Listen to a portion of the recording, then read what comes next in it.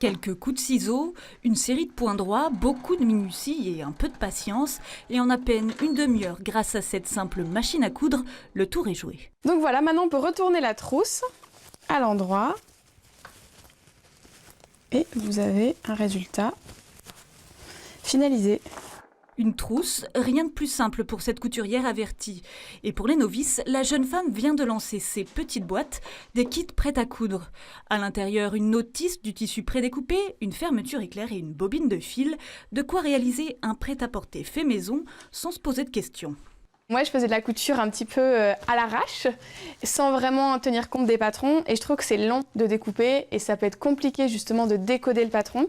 Donc je me suis dit pourquoi on faciliterait pas l'accès à la couture, puisqu'en fait les gens s'en font un monde, mais c'est pas si compliqué que ça quand on est guidé. Donc voilà, l'idéal est venu comme ça.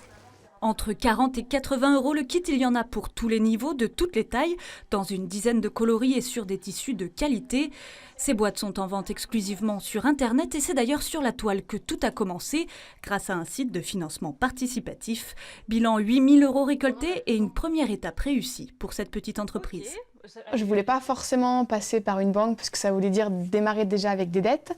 Je voulais vraiment tenter le principe et puis ça permet aussi de communiquer en amont, de commencer à regrouper une communauté autour du projet.